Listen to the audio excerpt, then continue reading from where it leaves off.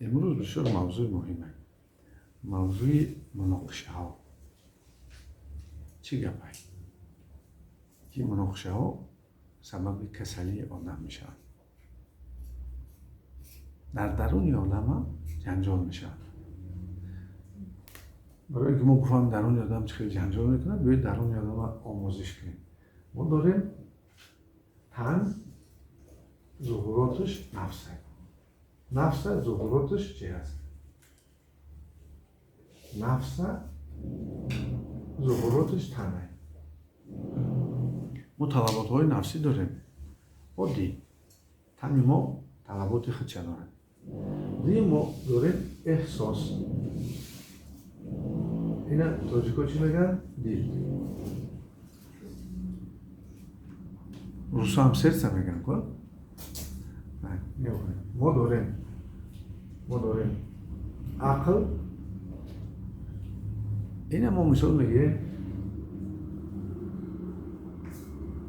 فهمش. ما داریم چهارم روان. ما اینو میگیریم فرهنگ. یکی آدابش میگن. ما در درون خودمون داریم انجام شخصیت. خیلی مثلا میگیم که این جمعیت است. هر یک کس در همین جمعیت یک وظیفه خودش اجرا میکنه. ما شخصیت داریم. شخصیت کیست؟ اون کسی که منفیت به جامعه میاره. و شخصیت ها گوناگون میشن. آدمی هست که بسیار میاره منفیت. آدمی که مثلا یک زنی که در حتی در یک خانه زندگی میکند میتواند که خدمت شوهرش کند یا اینکه میتواند فرزندای خوب به جمعیت بده. ششم ما داریم طبیعت. طبیعت داریم. این در ما هست فعل ما، خاراکتر. ما داریم هفتم روح. در ما هست این ارثیت. ارثیت گن های ما، ژنتیک ما. اناتون در درون ما هست یک کسی که اینها را اداره میکنه. چی نام دارد؟ هوش. سازنانی. همین سازنانی حوزی ما را گوش کردید کو همین سازنانی هوش شما راهبر همه همینای. شما یکم بار عاشق شده؟ کی عاشق شده؟ ما عاشق شده. دل چی میگه؟ عقل چی میگه؟ در عاشقی دل با عقل جنگ میکند. عقل میگه که دل میگه که احتیاط کن، میفهمن هم پرابلم میشد. دل میگه که من پروای فهمشی ترا ندارم، درک ترا ندارم، من دوست ندارم. جنجال میشه. ولی عاشق نصیحت کنی میشه، میفهمن. عاشق اساسی بمشه اینو میفهمن. که حلاوت دارد. گرمان های عاشقی در وی شب روز باید حلاوت میتیم. به خوبش می خوب نمیرود، مانده نمیشود. خوراک نمیخورد، گرسنه و کم قوت نمیشود. این قدر چیزا میشد باز 100 جنگ و 100 غربت بالاش نه خفه نمیشه. میبخشد. تصور کنید آدم عاشق چقدر زور است. اگر خدا کنند شما دویم یک گوشه دلتان عاشق باشد. با همون کسی که شما مثلا زندگی میکنید و اون کسی که شما رو آفریده است. خیلی عشق خداوند در آخر عمر بسیار خوب است. هر کسی که به عشق خداوند در پیریش برود در این دنیا برد میکنه. بوده خیلی باشه. اینها با یکدیگر چیکار میکنن؟ نفس مثلا به روان جنجال میکنن و فرهنگ. اگر ما از خردی کودکان رو آموزش ندیم که این خیلی خوراک کن، این خیلی کن، فلان کار کن، این خیلی کن، این خیلی نخور، این خیلی خوب نرو، از حیوان و کلان چقدر فرق نمیکنن. خلاص ما چیش میتیم؟ ما یک آداب، یک رفتار، یک فرهنگش نشون میتیم. اکنون تصور کنید که نفس هم میفارد که باید تربیه کنید. اونقدر خواهش چی؟ تربیه نه سرکش است کن. یکی فرهنگ باید عقل باید تربیه میکنن. اینا میتونن باید دیگر چیکار کنن؟ جنگ کنن. خیلی مثلا آدم برای نفسش شده یک چیز دزدی میشد که زندگی باید.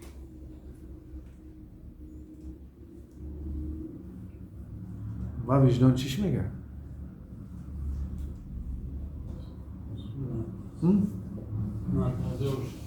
ازاوش میگه. جنجال هست؟ جنجال وجدان و نفس انسان. این فکرهای بیزار کننده بسیار چیزا میتیم. ما خیلی متخصص هستیم این چیزا رو میفهمیم. مثلا شهر دادن در کار نیست. ولی بدونید که جنجالی درونش همیشه. نگاه کنید.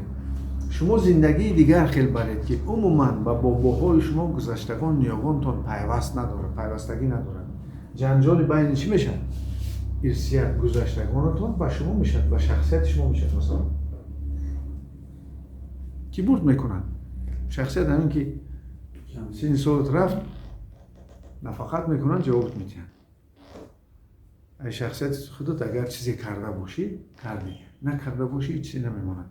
خیلی ببینید فرزندا میمونن، بعضی خونن در پول مال میمونن، وظیفه میمونن، بعضی مثلا مدال و اردن ها میتونن، جمعیت رو بسیار قدردانی میکنن. هر کس هر خیلی است. یکی بسیار آدما که همین که به نفقه برآمدن اکثرشون کسل میشن. برای چی؟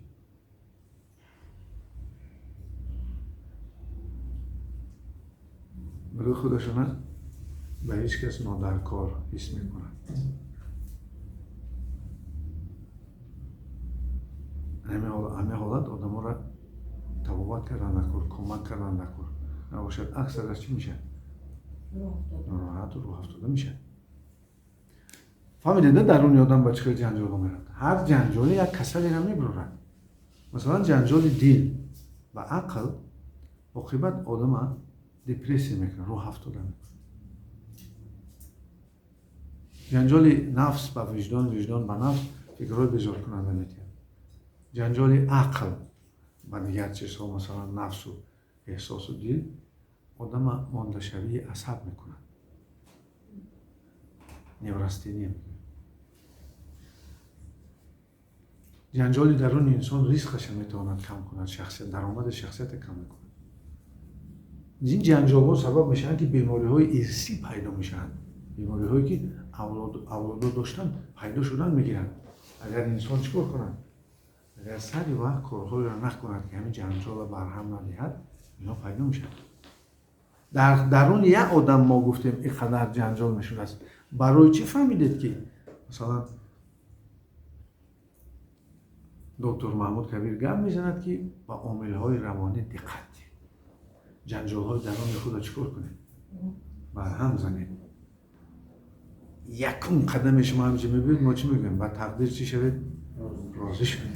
با تقدیر راضی شوید. برای چی؟ برای این گذشته و دیگر کردن نمیشه. حاضری ما و شما از گذشته. چیزی ما کردیم امروز به همه حالت آمدیم. پس بجای ما خطا کردیم. بجای جنجال های درونی ما را ندادن که انکشاف یابیم. تصور کنید ما پوره اگر جنجال ها را از بین بریم این انسان در زندگی پیشرفت‌ترین آدم میشود. پیشرفت‌ترین میشه. چون که قوت زیاد جنجال ها میگیرن. جنجال های باطنی. ما خودمون رو میخوریم، نارضاییم، خیلی از تقدیر، یا از فکرمون، از اندیشه هامون، از عمل های پنهانیمون. تصور کنیم. اکنون نگاه کنیم. اما این مناقشه ها درون است. ما درست کردیم، سکوت کردیم، فهمیدید شما. هر کدام شما را ما میفهمونیم که این دوستی عزیز، شاگرد گرامی، این جنجال سبب اون شده است که تو پیشرفت نداری، تو کسل شده ایستاده. جنجال باطنی. اکنون نگاه کنید. مناقشه ها میشوند بیرونی و با کی میشن؟ با اون کسی تو زندگی میکنی. زنها با مردها، شوهرها مثلا با زنهاشون، یا که با فرزندا میشود، یا که فرزندا با پدر و مادر میشود، مناقشه های گوناگون میشه. مثلا اگر خوردی به یگون وقت خفه کرده باشی، فرزندت سخت خفه کرده باشی، وای در دوام حیات عذابت میده. به شعورانه نمیفهمی برای چی. حتی محبتش یادش بیتی، یک روز محبتش نتی، همین بسه که تو عذاب دیدی. یک رفتار میکند که نمیفهمی برای چی، خودش هم نمیفهمه. من مثال آوردن میتونم، مثلا شوهر هر روز زنش اویلش یکون گپی ناخوب میزنن، اویلش سرش به امین میگیرد، خیلی گفتن نمیتونن، بعد چوینکی گرم نام کدگی رو میبیارد، همه شوهرش یا پلوش تو تلویزیون تماشا داره، بالای پایش به دستش میکشوید. چرا دستش کشید؟ جنجالی شخصیتی به شخصیت شوهرش. و میگه تو قصدن کردی، میگه که خودش شد. تصور کنید اینم چی هست؟ شب میزی کودکان جنجالی کودک و اویله هست. بیمزه پختن خوراک هم نارضایت زن از همون خانوادان است. شوهر یکی در خانهش مثلا گویم عبیدچه نمیکنند، اوژینچه نمیکنند، شامشه نمیخورد، شوهر رو در جاهای دیگر میکنند. این نشان دادن است که باید نمیخواهد خوراک خانهش خورد. چه گپی هست؟ برای همین در پختن خوراک باید به مهر پخته شود. یک بار خوراک در باید مهر میدار شود. همین که تصور کنید جنجال های درون اویله میشدن، جنجال های جای کار میشن، کلکتیو. میره در یک کلکتیو نمیتونید زندگی کردن، کار کردن، مجبور میشید اون کار رو چکار کنید؟ ترک کنید. جنجال ها میشوند با خویش و تبار. هست میشود بعضی حالت یک گروه خیش مثلا خیشی کردن، خدایی کردن، یکی جدا شد همین خطی جنجال دوام میخورن.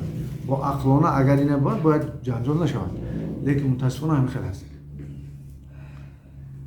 متاسفانه جدا میشوند و جنجال قریب که ابدی و ابدی میشن. باید خیلی نباشد. در فرهنگ تاجیکی اسلام ما خیلی نیست. جنجال میشود با جمعیت. آدمانی هستند که جمعیت نقض نمیبینند.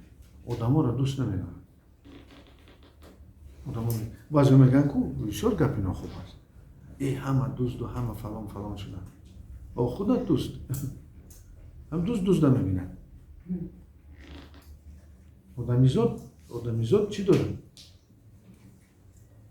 آدمیزاد تازگی داره. پاکی داره. برای همین شما در آدمیزاد تازگی و پاکی رو میدید.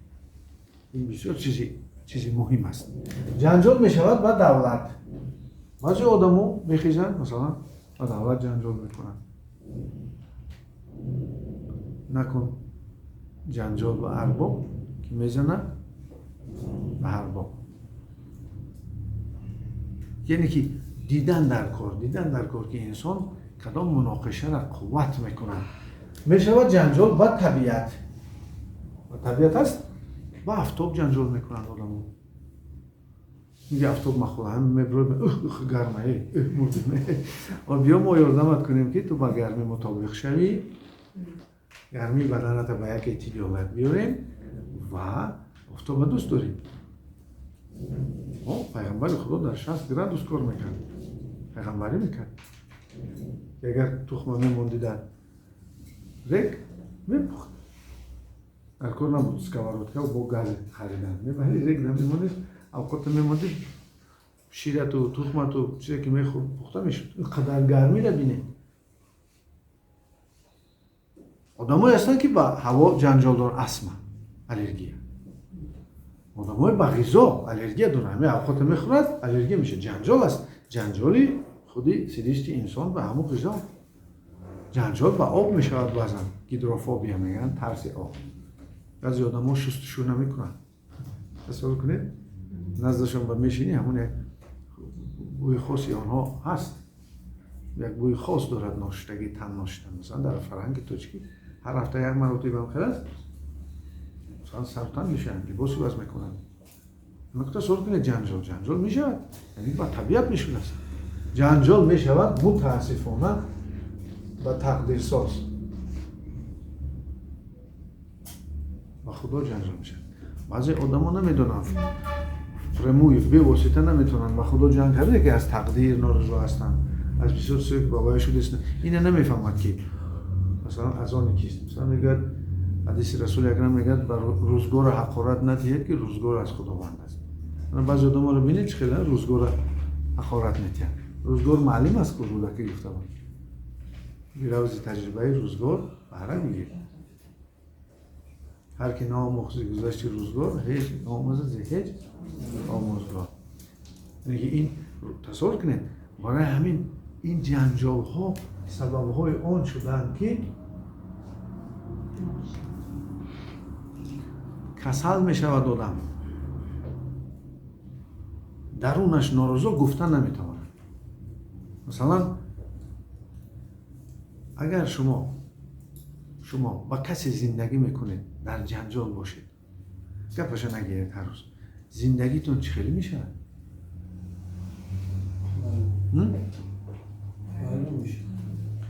تلخ میگن کو تلخ، یعنی زندگی که از اون حلاوت نمیگیری. آقا استا کسل شدن میگیری. همین آدم 3 ماه از زندگی حلاوت نگرفت دپرس میشه. این دو قاعده. در زندگی باید حلاوت گیرد، باید بینن، باید فهمن، باید درک کنن. تصور کنید اگر شما با کارخانه با راهبر کارخانه جنجال کنید چیکار میکنه شما را؟ از کار پیش میکنه. چیکار میکنه؟ چی در کار جنجال یادن؟ لیکن درونی کارگر با چی میموند؟ بغض میموند که کسل میشود بعد. همون کسی که در درونش چی دارد؟ بغض دارد، ناروزا است. یکی کار میرود لیکن ناروزا است. عاقبت کسل میشه. اگر با دولت آدم جنجال کند، قاعده ها و قانون های دولت جمعیت ویران کند، چیکارش میکنن؟ جریمه میکنن یا برده در چه زندان محکم میکنن. اگر با خدا جنجال کند چی؟ کجاش میبرد سانه تر؟ زخم میبرد. خوبش چیکار کنیم؟ با تقدیر چی؟ اکنون نگاه کنیم. حاضر عقل ما گفت که تن دادن در کار که کسل نشود. لیکن تگ دل راضی هست؟ تگ دل راضی نیست. چیکار کنیم تگ دل راضی کنیم؟ باید ما سکوت کنیم، مدیتاسیا کنیم، تگ دل چیکار کنیم؟ راضی کنیم از اینکه ممکن نیست جنجال کردن. و زندگی نمیشود جنجال کنیم. زندگی روش دارد. در روشش وارد شدن نکرد که از زندگی بهره بریم. توقف میکنه در یک جامعه استید که ولی وقتش استد فلان عمرت رفته ایستد. و زمان دید زمانهای چخیل است. با پیر و با جوان و با کودک و با کلانسال نگاه نمیکنن. روش زندگی بسیار راست شدگی، سخت شدگی. سکوت میکنیم که تگ دل چیکار کنیم؟ تازه کنیم، راضی کنیم خودمان. مناقشه ها رو برهم بزنیم. و حس میکنید وقتی سکوت میکنید حس میکنید که در باطن شما یک دیوار است.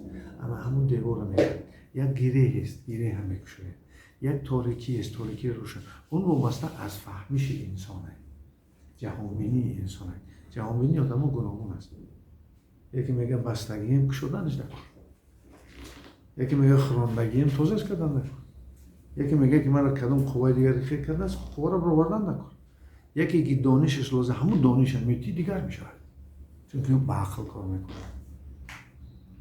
یکی هر روز یاد میگیرد که مهر گرفتن در کار، غذا خوردن در کار کردن در کار، علم آموختن در کار باید تماما دیگر میشه. هیچ وقت زندگی را بحث نکنید. یگون روز زندگی خودش بحث میشود. شما بحث نکنید. چون که وقته، عمره. عمر در شمار معین. اما شمار معین بسیار صرفکار ما اشاره برای. این همین چیز هم میگفت. پیامبر خدا هم که فریفته دنیا نشه. آخرتتون و این دنیا نفروشه. برای همین گپا میگفت. برای انسان هیچ وقت نمیرن. از یک حالت به حالت دیگر میگذرد. و زندگی ابدی. گفتی همون غریب شو ادبی ها زندگی ادبی همین معنا داره یکی به هر حال امروز سکوت میکنیم تگ دل چکار کنیم تازه که از تگ دل جنجال ها نبرویم و تازه شوند اما شد سپاس گذارم